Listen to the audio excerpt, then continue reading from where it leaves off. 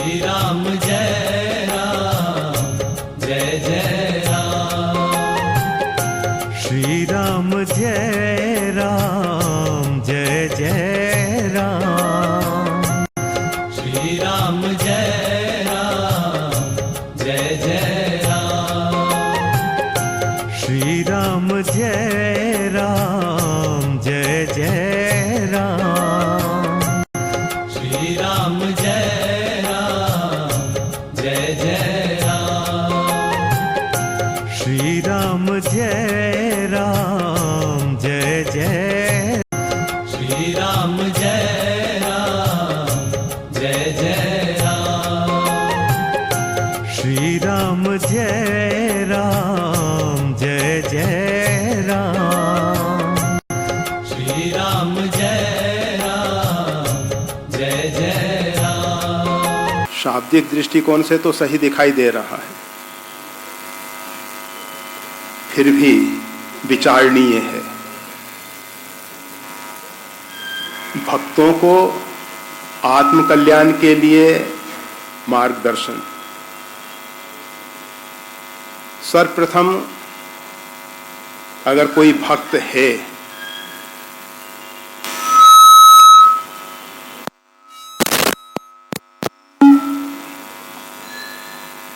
भक्त शब्द का अर्थ होता है जो परमात्मा के साथ जुड़ा हुआ है, परमात्मा से विभक्त नहीं।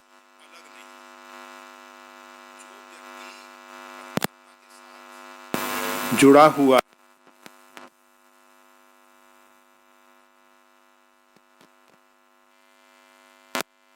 मार्ग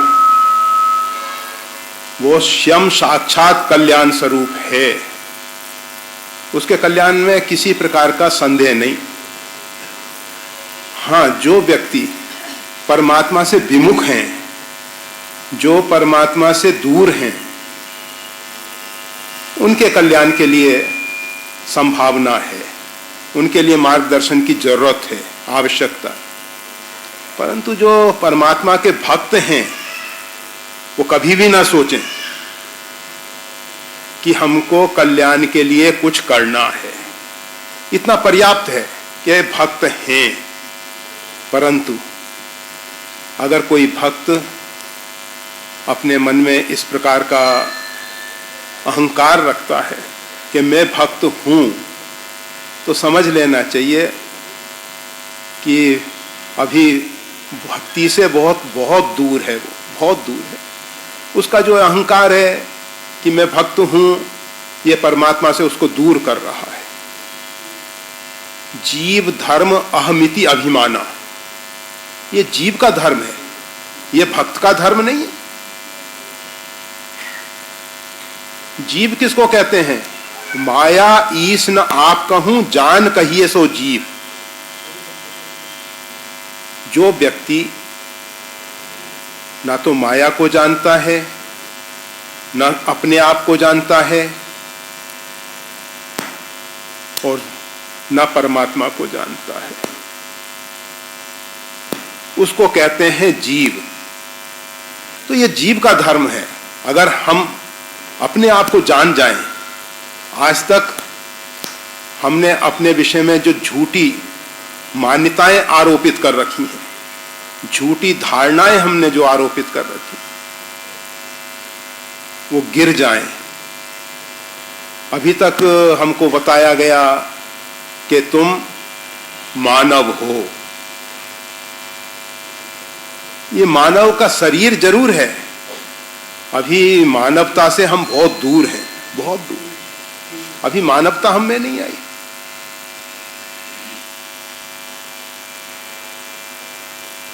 जिस महापुरुष के द्वारा मानव सृष्टि का विस्तार हुआ, महर्षि मनु, शांभु मनु और शत्रुपा, जिनते भई नर सृष्टि अनूपा, जिनके द्वारा अनुपम सृष्टि का विस्तार हुआ।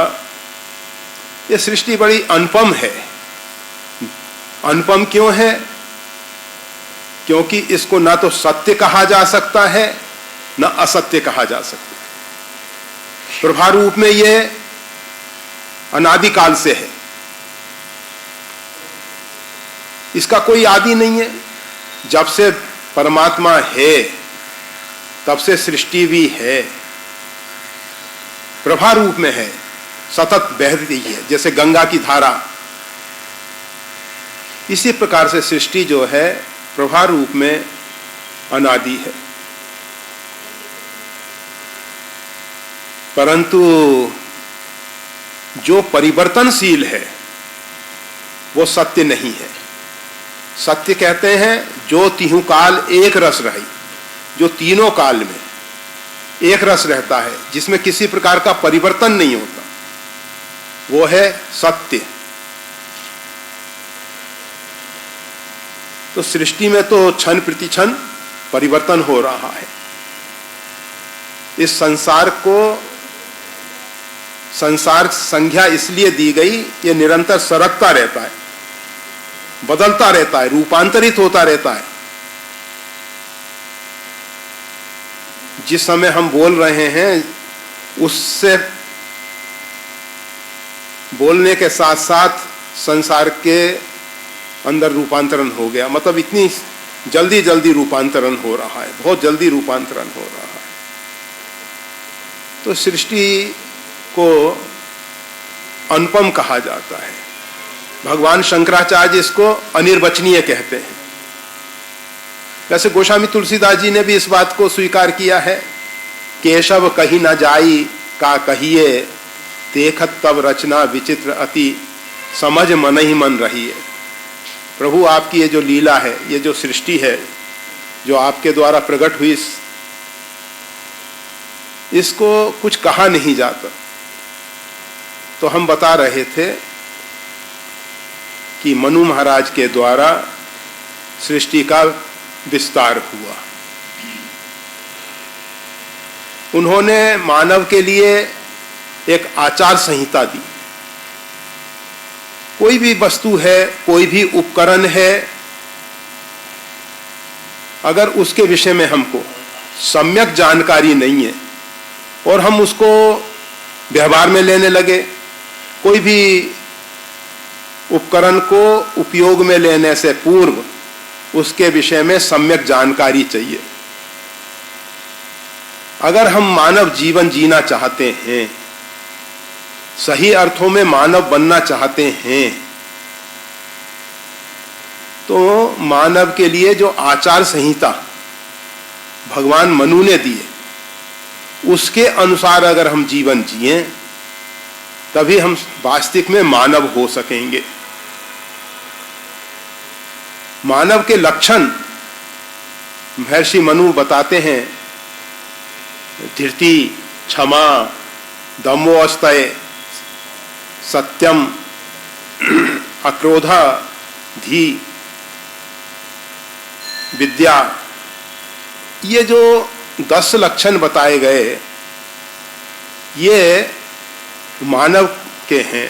अगर मानव में ये 10 लक्षण दिखाई दें, भले ही हम शरीर से, यह पुतला जो है ये मानव का दिखाई दे, परंतु अगर मानवोचित धर्म का हम पालन नहीं कर रहे, ये लक्षण हम में नहीं है या इसके विपरीत है, तो हम मानव नहीं हैं। अभी तक अधिकांश लोग अपने आप को मानव मान रहे हैं, परंतु हमको मानव मानने का अधिकार नहीं, हम मानव हैं नहीं। पुनः विचार करें तो मानव शरीर हो सकता है। हमारा जो स्वरूप है, अर्थात इस शरीर से पूर्व भी हमारा अस्तित्व था, इस शरीर के न रहने पर भी हमारा अस्तित्व होगा। हम अजन्मा हैं, अविनाशी हैं। हम उस अजन्मा के अंश हैं, हम उस अविनाशी के अंश हैं। हम भी उस जैसे ही हैं। उसमें और हम में तत्वतः कोई अंतर नहीं है, आधार भेद से बहुत अंतर है। जैसे गंगा का जल एक छोटे संकीर्ण पात्र में, उसमें अगर हम कोशिश करें कि कोई जहाज तैर जाए, संभव नहीं। गंगा में बड़े बड़े जहाज तैर सकते हैं, कहीं कहीं गंगा का पार्ट इतना बड़ा है, गंगा इतनी गहरी है कि उसमें बड़े जहाज भी तैर सकते हैं। परंतु लोटे का जल तत्वतः गंगा ही है, परंतु उसमें व्यक्ति नहीं तैर सकता। जहाज तो बहुत आगे की बात है। जहाज अर्थात बहुत लोगों को जो तार सके, वो परमात्मा जो हैं गंगा के सदृश हैं, असंख्य जीवों को तारने की शक्ति सामर्थ्य रखते हैं। परंतु हम सब उस लोटे के जल जैसे हैं जिसमें अगर थोड़ी सी भी मदिरा मिल जाए, शराब मिल जाए, सड़ा हुआ पानी, शराब का अर्थ होता है सड़ा हुआ पानी, अगर गंगा जल में शराब मिल जाए तो वो गंगा जल लोटे का अग्राही है। परंतु अगर गंगा की धारा में 50 बोतलें मदिरा की छोड़ दी जाएं, फिर भी वो गंगा जल पवित्र है, उसमें किसी प्रकार की न्यूनता नहीं आती, कमी नहीं आती। तो ये जीव जो है परमात्मा के सदृश है, परमात्मा तो नहीं है, परमात्मा के सदृश है, तत्वतः परमात्मा जैसा ही है। प्रश्न उठता है कि फिर ये जीव परमात्मा से अलग क्यों हुआ है?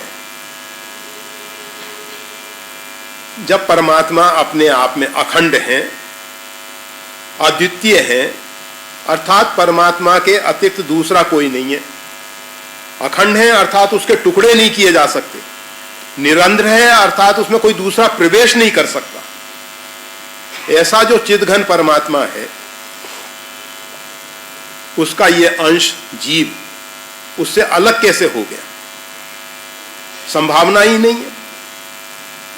कोई संसार में ऐसी ताकत नहीं जो जीव को परमात्मा से अलग कर दे, परंतु प्रत्यक्ष देखा जाता है, संत महापुरुषों का अनुभव है, जबते जीव हरिते बिलगानो,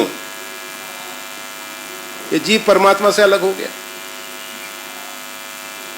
उसमें परमात्मा का संकल्प ही खेल रहा है। परमात्मा का संकल्प किस प्रकार से है? एको हम बहुश्याम, मैं एक से अनेक हो जाऊं। उस परमात्मा ने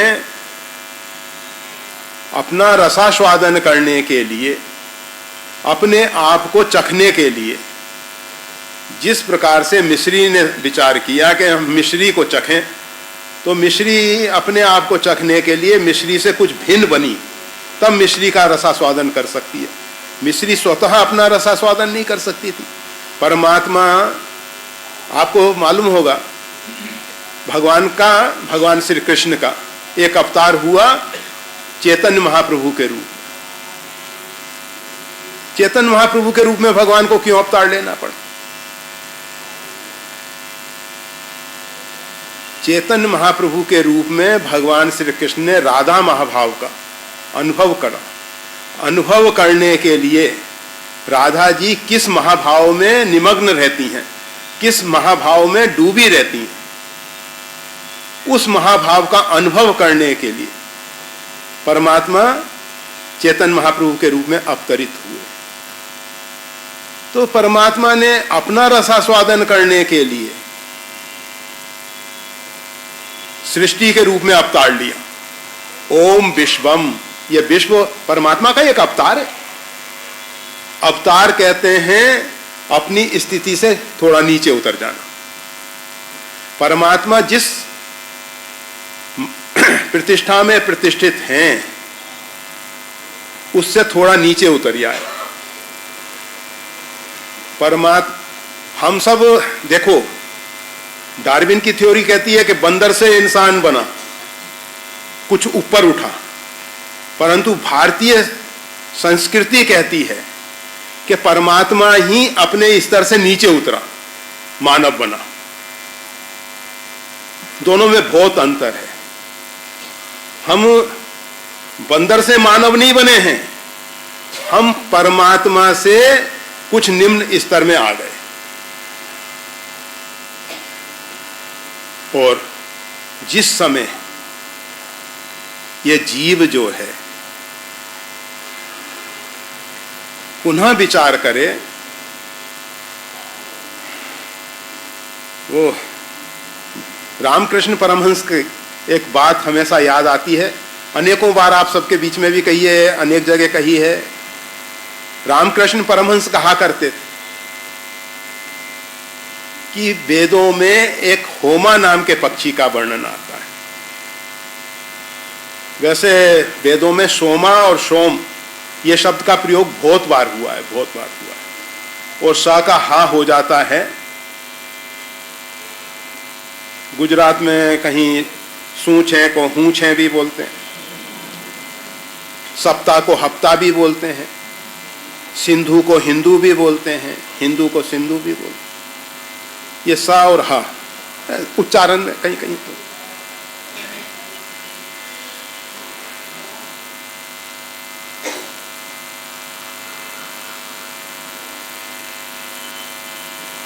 तो वेदों में रामकृष्ण परमहंस के शब्दों को हम दोहरा रहे हैं। कोई व्यक्ति कहे कि भाई इसका कहां प्रमाण है, संतों की वाणी परम प्रमाण है। भगवान वशिष्ठ जी जो जीवन पर्यंत कर्मकांड करते रहे और कर्मकांड में विशेष निष्णांत हैं, कर्मकांड के अच्छे ढंग से मर्मज्ञ हैं, उन्होंने बहुत सी संहिताएं भी दी हैं, वशिष्ठ संहिता इत्यादि, जो वर्तमान में अनुपलब्ध है। अगर किसी को मिले तो हमको जरूरत है। श्री राम। तो वशिष्ठ संहिता इत्यादि उन्होंने बहुत सी संहिताएं भी दी।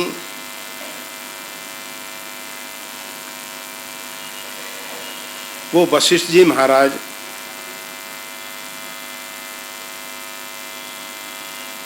एक सुनिश्चित अपनी निजी धारणा व्यक्त करते हुए कहते हैं, श्री भरत जी के प्रति समझब कहब करब तुम सोई, धर्म सार जग होए सोई।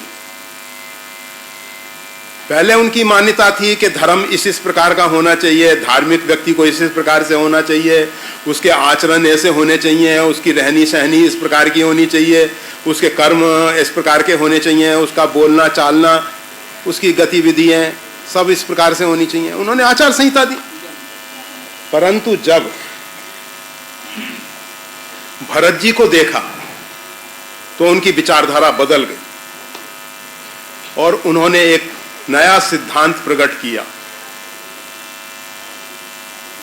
कहते हैं, समझव कहव करव तुम सोई, धर्म सार जग होए सोई। जो आप समझेंगे, जो आप कहेंगे, जो आप करेंगे, वो सब धर्म का सार हो। भगवान के अत्यंत निकट पहुंचे हुए महापुरुष, जिन्होंने अपनी खुद ही को मिटा दिया है, जिन्होंने अपने अहंकार को गलित कर दिया, गला दिया है।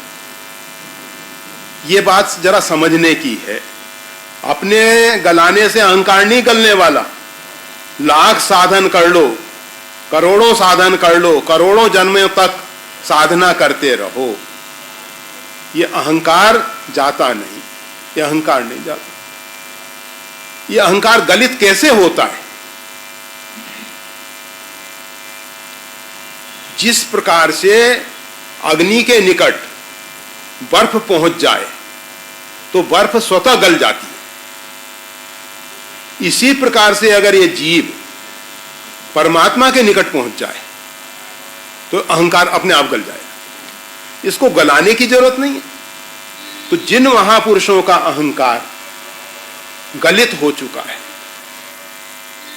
जो परमात्मा की इच्छा के अनुरूप चल रहे हैं, जिनकी निजी इच्छा कुछ नहीं है, परमात्मा की इच्छा उनके अंदर कार्य कर रही है, परमात्मा की प्रकृति उनके अंदर खेल रही है। समाज को लगता है कि महापुरुष ये कर रहे हैं, ये कर रहे हैं, ये कर रहे हैं, परंतु महापुरुष जो वास्तविक में संत महापुरुष हैं, उनकी हम बात करते हैं, वो कुछ नहीं करते। अहंकार है ही नहीं, हम करते हैं, इस प्रकार का भाव अंदर नहीं। तो ऐसे जो महापुरुष हैं उनकी जो वाणी है उसके लिए कोई प्रमाण की जरूरत नहीं, वो अपने आप में प्रमाण है, वो अपने आप में प्रमाण है। तो रामकृष्ण परमहंस कहते थे कि एक होमा नाम का पक्षी होता है जो आकाश में बहुत ऊंचे उड़ान भरता है, बहुत ऊंचे उड़ान भरता है, और उड़ते उड़ते ही अंडे को जन्म दे देता है, अंडा प्रकट हो जाता है। जब अंडा ऊपर से नीचे आने लगता है तो गिरते गिरते गिरते इतना समय लग जाता है, इतने ऊपर है वो, पृथ्वी का गुरुत्वाकर्षण वहां काम नहीं करता, इस कारण से उसको आने में काफी विलंब होता है, धीरे धीरे आता है। वो आते आते काफी समय बाद उसमें से शावक, उसका जो बच्चा है वो प्रकट हो जाता है, अंडा फूट जाता है और वो बच्चा फिर नीचे गिरने लगता है। अब वो पृथ्वी के गुरुत्वाकर्षण के दायरे में आ गया और पृथ्वी को स्पर्श करने से पूर्व वो ऊपर देखता है, उसकी दृष्टि ऊपर जाती है तो वो देखता है कि उसके माता पिता वही होमा नाम के पक्षी आकाश में उड़ान भर रहे हैं, उसके पंख फड़फड़ाने लगते हैं और वो भी ऊपर उड़ान भर लेता है। तो ये जीव जो है अगर परमात्मा के निकट पहुंच जाए तो अहंकार अपने आप गलित हो जाता है। भक्तों को आत्मकल्याण की जरूरत नहीं है, भक्त परमात्मा से अलग नहीं है। जो व्यक्ति परमात्मा से अलग है, हमारी धारणा, हमारी मान्यता हमको परमात्मा से अलग कर दी है। भगवान बहुत दयालु हैं, जिसकी जैसी भावना होती है परमात्मा उसके लिए वैसे हो जाते हैं। अगर कोई व्यक्ति कहता है कि परमात्मा नाम की सत्ता ही नहीं है, भगवान है ही नहीं, तो भगवान उसको प्रमाण पत्र नहीं देते कि हम हैं। कहते हैं ठीक है, कोई बात नहीं, नहीं मानो, उसके लिए परमात्मा नहीं है, उसके लिए नहीं है। जैसे उल्लू ने कहा कि सूर्य है ही नहीं, तो सूर्य आके उसको ये नहीं कहेगा कि तुम ऐसा कैसा कह रहे हो, मैं इतना आलोक कर रहा हूं, इतना प्रकाश कर रहा हूं। तुम कहते हो कि परमात्मा भी इस प्रकार से प्रमाण पत्र नहीं देता कि तुम हमको मानो। तो जो जीव ऐसा मान लेते हैं कि परमात्मा है ही नहीं, उनके लिए परमात्मा नहीं है। जो कहते हैं नहीं परमात्मा तो सर्वत्र परिपूर्ण है, परमात्मा तो सब जगह है, उनके लिए परमात्मा सब जगह है, उनके लिए परमात्मा सब जगह है। कोई कहता है कि नहीं हमारे परमात्मा तो द्वारकाधीश हैं, द्वारका में विराजमान होते हैं, भगवान कहते हैं ठीक। कोई कहता है नहीं हमारे परमात्मा तो अयोध्यानाथ हैं, भगवान कहते हैं ठीक, अयोध्या में हम बैठे। कोई कहता है हमारे प्रभु तो साकेताधीश हैं, कोई कहता है हमारे परमात्मा बैकुंठाधीश हैं, कोई कहता है हमारे परमात्मा क्षीरसागर में विराजमान हैं। परमात्मा जिसकी जैसी जैसी भावना होती है उसके लिए वहां ही हो जाते हैं। उसके लिए अगर हम, इसीलिए संत महापुरुषों ने हमेशा कहा है कि परमात्मा को कभी दूर मत मानो, हम ठगे जाएंगे। परमात्मा तो सब जगह है ही, कोई ऐसा रिक्त स्थान नहीं है जहां परमात्मा ना हो। परंतु अगर हमने ऐसी धारणा बना ली है, हमारी मान्यता इस प्रकार की है, तो परमात्मा हमसे दूर हो जाते हैं। और भक्त की इस प्रकार की धारणा कभी बन नहीं सकती कि परमात्मा हमसे दूर है। भक्त का अस्तित्व जो है भक्त और भगवान, अगर आप किसी भक्त का चरित्र पढ़ेंगे तो भगवान के साथ जुड़ा होगा, भगवान का चरित्र पढ़ेंगे तो भक्त उनके साथ जुड़े होंगे। कभी भी भगवान का चरित्र बिना भक्तों के नहीं बनेगा। इसी प्रकार से किसी भी भक्त का चरित्र बिना भगवान के नहीं बनने वाला। आप कितने ही भक्तों के चरित्र उठा के देख लो, किसी भी भक्त के चरित्र में अगर भगवान नहीं है तो भक्त का चरित्र नहीं बन सकेगा, संभव ही नहीं। इसी प्रकार से अगर भगवान का चरित्र आप पढ़ रहे हैं तो उसमें भक्तों का चरित्र जुड़ा ही होगा। आंजनेय कहीं भी रामचरित्र से अलग जाएंगे क्या? रामायण से अलग होंगे क्या? रामायण से अलग अगर भगवती सीता जी को कर दो, हनुमान जी को कर दो, भरत शत्रुघ्न लक्ष्मण को कर दो, सुग्रीव इत्यादि को कर दो, विभीषण इत्यादि को कर दो, तो क्या रामायण रह जाएगी? कदापि संभव नहीं। तो भक्त और भगवान जुड़े हुए हैं, ये अलग होते ही नहीं है, कभी नहीं होते। तो इनके कल्याण की बात, प्रश्न ये था कि भक्त के कल्याण के लिए मार्गदर्शन करें, भक्तों के कल्याण के लिए मार्गदर्शन।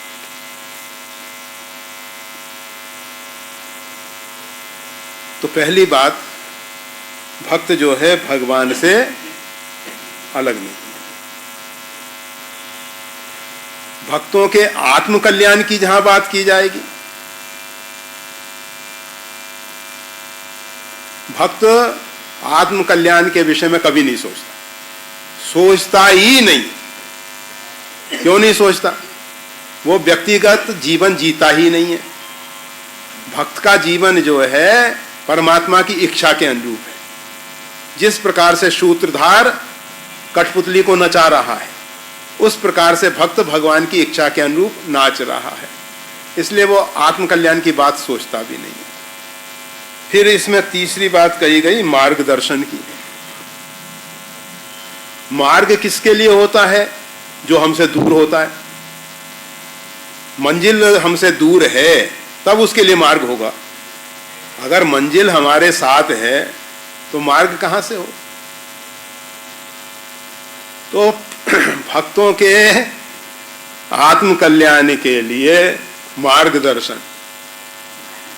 प्रश्न तो वैसे शाब्दिक ढंग से सही है और बहुत से लोग व्याख्यान देने लगेंगे कि भक्तों को ऐसा करना चाहिए, ऐसा करना चाहिए, ऐसा करना चाहिए, ऐसा करना चाहिए।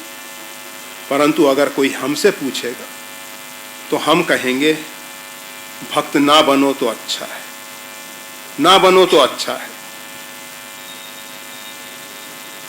मीरा जी ने कहा, जो मैं ऐसा जानती प्रीत किए दुख होए, नगर डिंडोरा पीटती प्रीत न करियो कोय। नगर ढिंडोरा पीटती प्रीत न करियो कोय। तो हम इस संदर्भ में नहीं कह रहे कि भक्त नहीं बनो। हम ये बताना चाहते हैं, जब हम कुछ बनने लग जाते हैं, हम में दंभ पैदा हो जाता है, हम दाम्भिक हो जाते हैं। जब हम भक्त बनते हैं तो हम भक्त नहीं बनते, भक्त का दंभ करने लग जाते। आप सब लोग अनुभवी हो, आप सब लोग जो हैं इस दंभ से बचे नहीं हो। हम भी उसमें शामिल हैं, हम आपसे अलग नहीं, आपके साथ में हैं, बिल्कुल साथ में। हम भी दंभी हैं। आप सबने अपने जीवन में अनेकों बार अनुभव किया, अनेकों बार अनुभव किया है। अगर कोई भाई बहन ध्यान करते होंगे, कोई भाई बहन माला करते होंगे, तो माया महारानी जो हैं तमोगुण को सर्वप्रथम अग्रसर कर देती। देवी ही येषाम गुणमयी मम माया दो। ये जो परमात्मा की त्रिगुणात्मक माया है, सात्विक राजसी तामसी, ये त्रिगुणात्मक जो माया है, उसमें से माया महारानी सबसे पहले किसको भेजती हैं? तमोगुनी माया।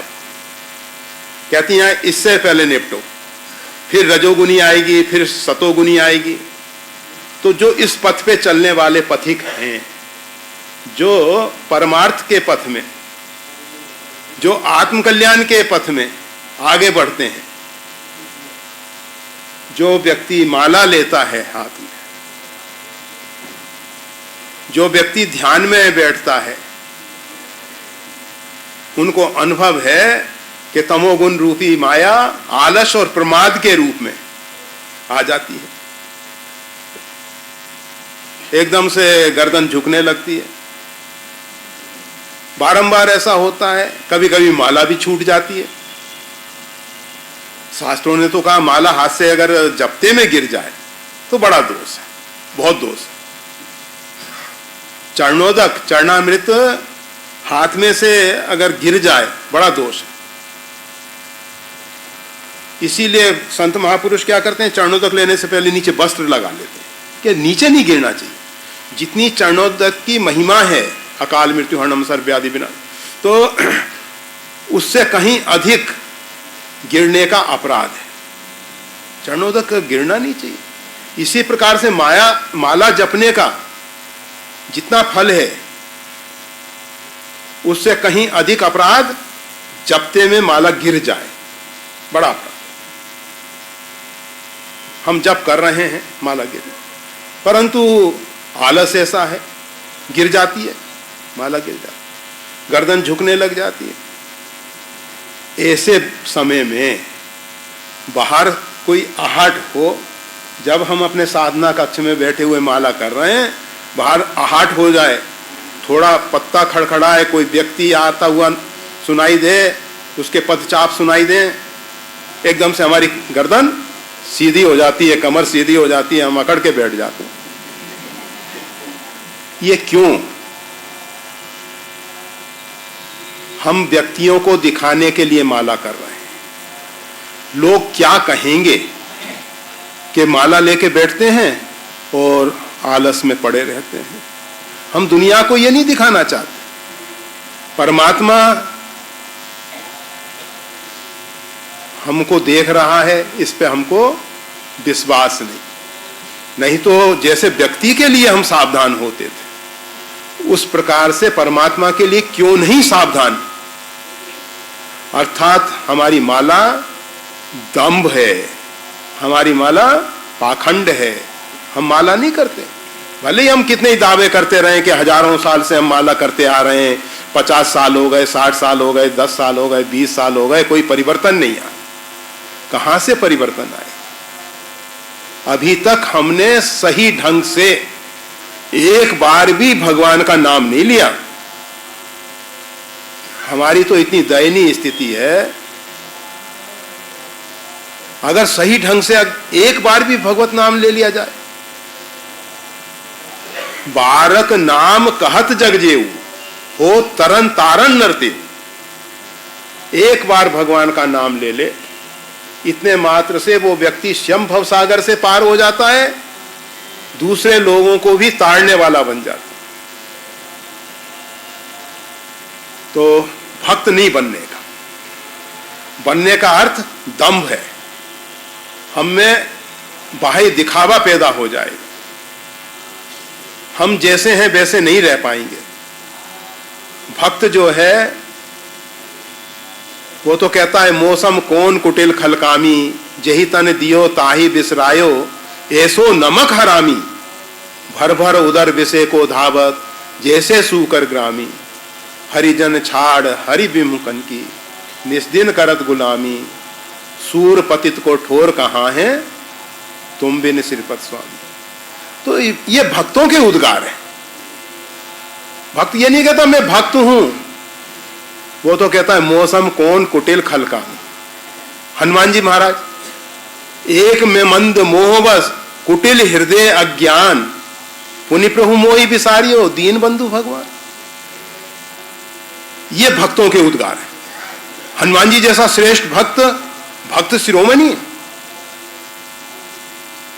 कोई दूसरा नहीं हुआ, ना हो सकता। हमें नहीं लगता कि हनुमान जी जैसा कोई जिन महापुरुष ने, जिन हनुमान जी महाराज ने भगवान से आहार इत्यादि के लिए भी, कम से कम भक्त को लगता है कि भूखे भजन न होए गोपाला, कम से कम इस उदर के लिए तो कुछ दो नारायण, नहीं तो ये जठराग्नि जो है हाड़ मांस को खा जाएगी। परंतु हनुमान जी महाराज,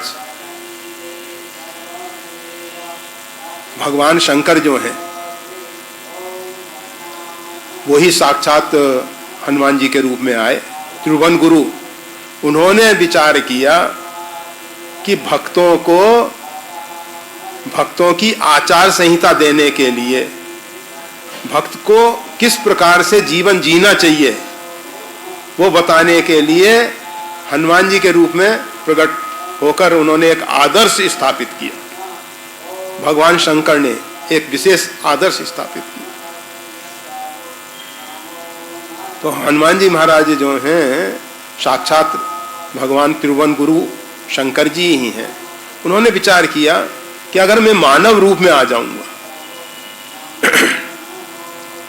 तो वस्त्र और भोजन की तो कम से कम चिंता होगी ही। ऐसा तो नहीं हो सकता कि दिगंबर घूमते रहो। भगवान शंकर दिगंबर रह सकते हैं। दिशा ही जिनका अंबर है, दिशा ही जिनके वस्त्र है। परंतु हनुमान जी ने क्यों? शंकर जी क्यों रह सकते हैं, हनुमान जी क्यों नहीं रह सकते भाई? जब हनुमान जी उनके ही अवतार हैं, रुद्रा अवतार हैं, तो हनुमान जी महाराज को भी दिगंबर रहने में क्या तकलीफ है? परंतु उनको एक भक्त का आदर्श स्थापित करना है कि भक्त को किस प्रकार से जीवन जीना चाहिए। हनुमान जी महाराज ने, भगवती जगदम्बा सीता जी ने हम सबके सामने ये आदर्श रखे हैं कि भक्तों को किस प्रकार से जीवन जीना चाहिए। तो हनुमान जी महाराज ने, भगवान शंकर दिगंबर क्यों रह सकते हैं? क्योंकि उनकी दृष्टि में दूसरा कोई नहीं। जहां आप हमेशा वस्त्र दूसरों से अपनी लज्जा बचाने के लिए धारण करते, बाथरूम में आप स्नान करते समय निवस्त्र हो जाओ, कोई आपको तकलीफ नहीं है, क्योंकि कोई दूसरा नहीं है इसलिए आप निवस्त्र हो जाते हो। हाँ, अगर कोई दूसरा है तो आप गंगा में स्नान कर रहे हो, नर्मदा में स्नान कर रहे हो, तो थोड़ा वस्त्र धारण कर लोगे आप। दूसरा है इसलिए आप वस्त्र धारण कर रहे हो। वैसे शीत निवारणार्थ भी धारण किया जाता है।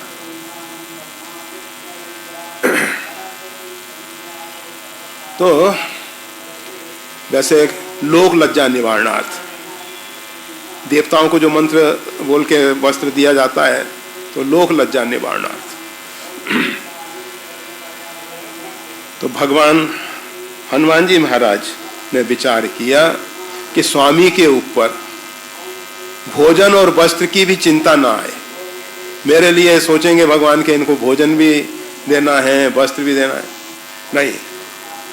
वृक्षों के पत्ते, वृक्षों के फल इत्यादि पाके निर्वाह हो जाएगा।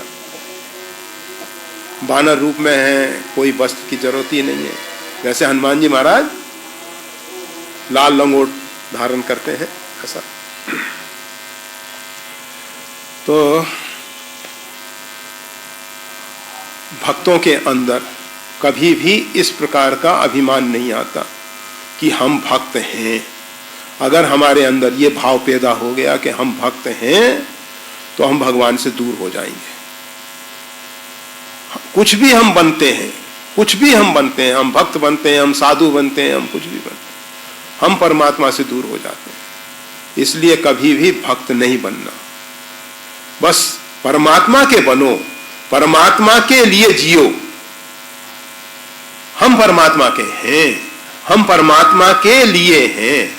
हमारा पूरा जीवन जो है, हमारे प्रत्येक गतिविधि जो है, हमारा प्रत्येक कर्म जो है, वो परमात्मा के लिए है। अगर इस प्रकार का हम जीवन जिएंगे तो परमात्मा की दृष्टि में हम भक्त होंगे। और अगर हम परमात्मा की दृष्टि में सही हैं तो सारे विश्व की दृष्टि में सही हो जाएंगे। और अगर परमात्मा की दृष्टि में हम गलत हैं, 4 व्यक्ति हमको अच्छा कहते हैं कि ये सही जीवन जीता है, कोई भरोसा नहीं। संसार के प्रमाण पत्रों का कोई भरोसा नहीं, सब झूठे प्रमाण पत्र। सच्चा प्रमाण पत्र हरि गुरु संतन सो साचो, हरि गुरु संतन सो साचो। परमात्मा की दृष्टि में, सदगुरुदेव भगवान की दृष्टि में, संतों की दृष्टि में हम सही हों, हम सही हैं। और अगर व्यक्तियों की दृष्टि में हम सही हैं, कोई भरोसा नहीं। आज जो हमको प्रमाण पत्र दे रहे हैं, कल कहेंगे नहीं नहीं ये तो झूठा बदमाश आदमी। समाज की यह स्थिति है, जो आज किसी को सम्मान दे देता है, अपमान करने में उसको कोई तकलीफ नहीं होती। परंतु अगर हम परमात्मा की दृष्टि में सही हैं तो हम सही हैं। इसलिए भक्त बनने की जरूरत नहीं, केवल परमात्मा की दृष्टि में, संतों की दृष्टि में और सदगुरुदेव भगवान की दृष्टि में हम सही जीवन जिए। हमारे जीवन में दंभ ना हो, पाखंड ना हो, दिखावा ना हो, हम सही जीवन जिए तो अच्छा होगा। भक्तों के लिए तो मार्गदर्शन हम नहीं दे पाएंगे, पर इतना जरूर कहेंगे कि भगवान के बन जाओ, केवल भगवान के लिए ही जीवन रह जाए। और भगवान सर्वत परिपूर्ण है, सर्वत परिपूर्ण है। ऐसा नहीं कि हमारे भगवान किसी एक क्षेत्र विशेष में विराजमान हो, क्षेत्र विशेष में भी विराजमान है, परंतु उसके साथ साथ सर्वत परिपूर्ण भी है। तो ऐसे परमात्मा के हम हैं, हम परमात्मा के लिए, ऐसे परमात्मा के लिए हमारा जीवन हो। जय श्री राम।